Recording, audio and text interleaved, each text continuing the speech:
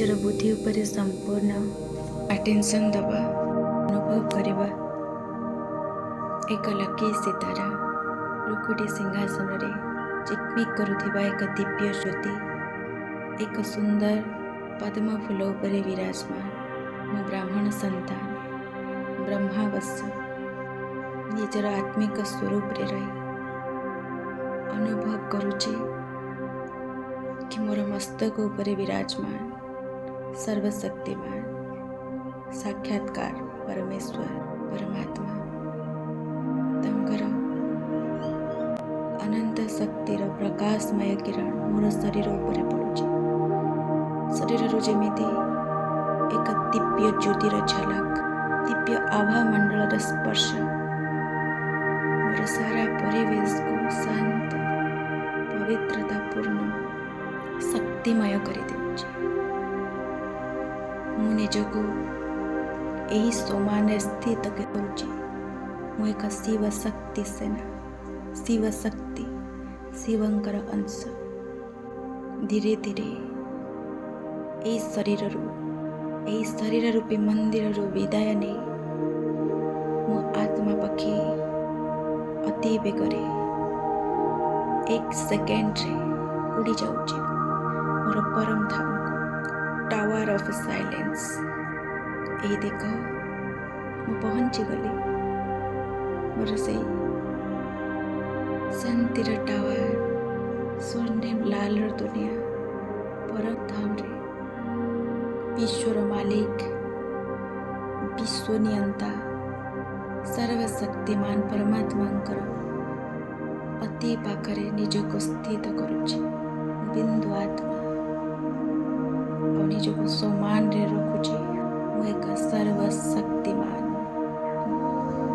ପିତାଙ୍କର ଶ୍ରେଷ୍ଠ ସନ୍ତାନ, ମାଷ୍ଟର ସର୍ବଶକ୍ତିମାନ ଆତ୍ମା। ଏବେ ପୁଣି 1 ସେକେଣ୍ଡରେ ପହଞ୍ଚି ଆସୁଛି ମୋର ଭୃକୁଟି ସିଂହାସନରେ। ଏକ ରୁହାନୀ ଯାତ୍ରା, ଏକ ରୁହାନୀ ଡ୍ରିଲ୍, ଆତ୍ମାକୁ ମଜବୁତ କରିବା ପାଇଁ ଏକ ଛୋଟିଆ ପ୍ରୟାସ। ପୁଣି ଚାଲି ଯାଉଛି ସେଇ ସାଇଲେନ୍ସର ଦୁନିଆ, ସ୍ୱର୍ଣ୍ଣିମ ଲାଲର ଦୁନିଆ, ଅତି ପ୍ରିୟ, ପ୍ରାଣପ୍ରିୟ ପରମାତ୍ମାଙ୍କ ନିକଟରେ ପୁଣି ପହଞ୍ଚିଗଲି। ମୋ ଆତ୍ମା ନିଜକୁ ସ୍ଥିତ କରୁଛି ଅନ୍ୟ ଏକ ସୋମାନ। ମୁଁ ପରମାତ୍ମାଙ୍କର ଶ୍ରେଷ୍ଠ ପ୍ୟାରୀ ଶିଖିଲାଦେ ସନ୍ତାନ। 5000 ବର୍ଷ ପରେ ଅଲଗା ହୋଇ ପୁଣି ମିଶିଥିବା ମୁଁ ଏକ ସନ୍ତାନ, ଯାହାର ନଜର ମୋ ଆତ୍ମା ଉପରେ ପଡ଼ିଛି। ନିଜକୁ ପବିତ୍ର, ଧନ୍ୟ ମନେ କରୁଛି। ଅହୁ ସୌଭାଗ୍ୟ ମୋ ଆତ୍ମାର, ଅହୁ ସୌଭାଗ୍ୟ। ବିନ୍ଦୁ ଭିତରେ ବିନ୍ଦୁ ସମାହିତ ହେଇଯାଉଛି। ଧୀରେ ଧୀରେ ପୁଣି ଦୌଡ଼ ଲଗାଉଛି ମୋର ଏହି ସ୍ଥୂଳ ଶରୀରକୁ ଭୃକୁଟି ସିଂହାସନରେ।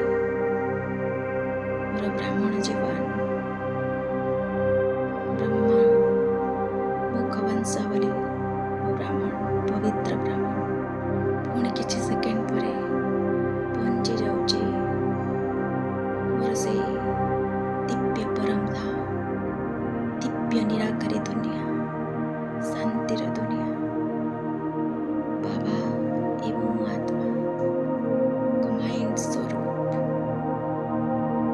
ବାବାଙ୍କର ଅବିରତ ଜ୍ଞାନର କିରଣ, ପବିତ୍ରତାର କିରଣ, ଶାନ୍ତିର କିରଣ ଏକ ଲେଜର ଲାଇଟ୍ ପରି ମୋ ଆତ୍ମା ଉପରେ ବିକଶିତ ହେଉଛି।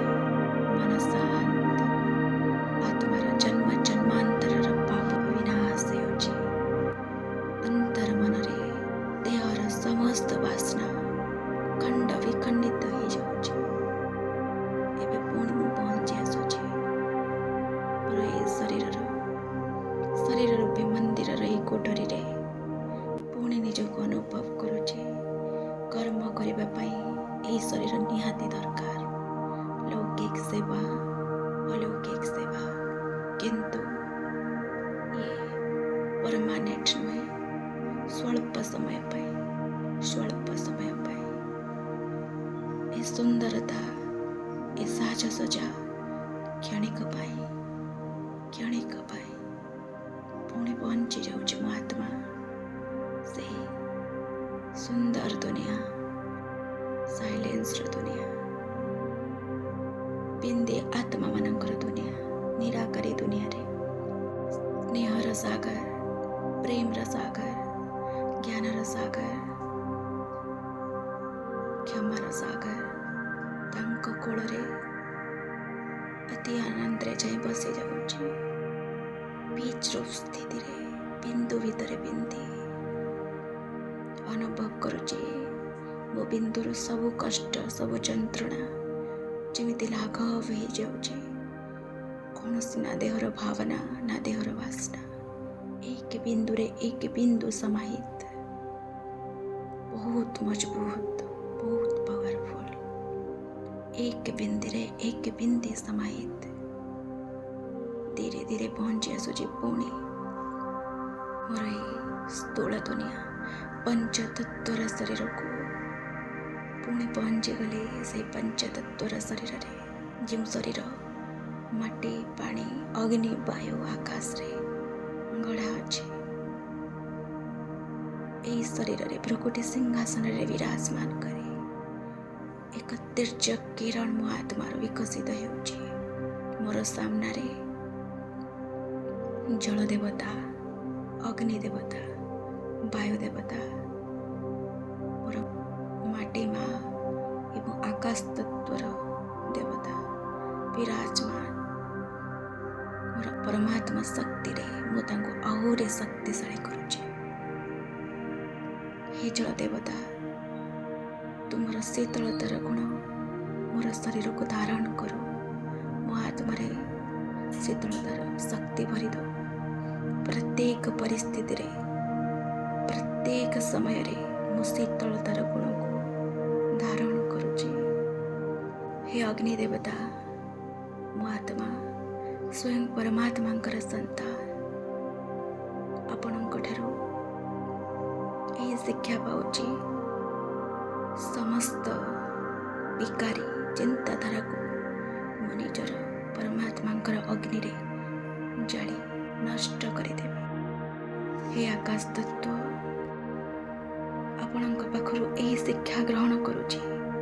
ବେହଦର ସେବା, ବିଶାଳ କାୟ ମନୋବୃତ୍ତି କେବଳ ମୋର ଲୌକିକ ପରିବାର ନୁହେଁ, ସାରା ବିଶ୍ୱ ମୋର ସଂସାର। ଆପଣ ଯେମିତି ନିଜକୁ, ନିଜର ଛାତିକୁ ପ୍ରସାର କରିଛନ୍ତି, ସାରା ବିଶ୍ୱ ବ୍ରହ୍ମାଣ୍ଡକୁ ରକ୍ଷା କରୁଛନ୍ତି, ଠିକ୍ ସେମିତି ମୋର ଅନ୍ତର ମନରେ ଏ ସାରା ବିଶ୍ୱବାସୀ ମୋର ସନ୍ତାନ ହୋଇଯାଆନ୍ତୁ। ସାରା ବିଶ୍ୱବାସୀ ମୋର ସନ୍ତାନ। ହେ ମାଟି ମା, ମାତୃଭୂମି, ମାର କଷ୍ଟ ସହି ନିଜକୁ ସହନଶୀଳତାର ଦେବୀ, ସବୁ କିଛି ସହି ଆସିଛ। ଆପଣଙ୍କ ପାଖରୁ ଏହି ଗୁଣକୁ ଧାରଣ କରୁଛି। ଭଲେ କେତେ ବି କଷ୍ଟ ଆସୁ, କେତେ ବି ଝଡ଼ ଆସୁ, କିନ୍ତୁ ଆପଣଙ୍କ ପରି ସବୁ କିଛିକୁ ସହନ କରିବାର ଶକ୍ତି ମୋର ଅଙ୍ଗ ପ୍ରତ୍ୟଙ୍ଗ ଯେମିତି ସ୍ୱୀକାର କରୁ। ସହନ ଶକ୍ତିରେ ମୋ ଆତ୍ମା ଭରପୁର ହେଇଯାଏ। ବାୟୁ ଦେବତା, ପବନ ଦେବତାଙ୍କ ପାଖରୁ ଏହି ଶିକ୍ଷା ଗ୍ରହଣ କରୁଛି, ସ୍ୱୀକାର କରୁଛି କି ପ୍ରତ୍ୟେକ ପରିସ୍ଥିତିରେ ଶାନ୍ତମୟ, ମୃଦୁମଳୟ ସ୍ଥିତିରେ କୌଣସି ବିଚଳତା ନାହିଁ। ଏକର ସ୍ଥିତି, ଶାନ୍ତମୟ ସ୍ଥିତି, ଏ ପଞ୍ଚତତ୍ଵରୁ ପାଞ୍ଚ ଗୁଣକୁ ଧାରଣ କରି ମୁଁ ପୁଣି ପହଞ୍ଚି ଯାଉଛି ମୋର ସେଇ ପଞ୍ଚତତ୍ଵର ପାର ପରମ ଧାମରେ, ବିନ୍ଦେ ବାବା ପାଖରେ। ଇଏ ହିଁ ମୋ ସଂସାର, ଇଏ ହିଁ ମୋର ସୃଷ୍ଟି, ଇଏ ହିଁ ମୋର ତାକତ। ଏକ बल एक भरोसा, सिर्फ मेरा बाबा। पत्थर बुद्धिକୁ ପାରସ ବନେଇଛନ୍ତି, असंभवକୁ संभव କରିଛନ୍ତି। बाबा, मेरा बाबा, मीठे बाबा, तुझे दिल से शुक्रिया बाबा, दिल से शुक्रिया।